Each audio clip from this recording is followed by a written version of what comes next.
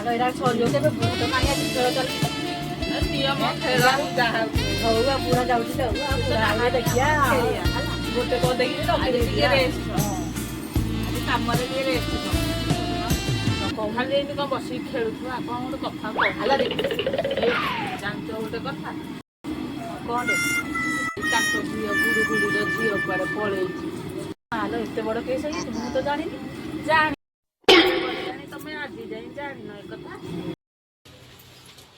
କଣ ସବୁ ଚାଲିଛି କଣ ସବୁ ଚାଲିଛି ତମ କୁଆଡେ ଚାଲ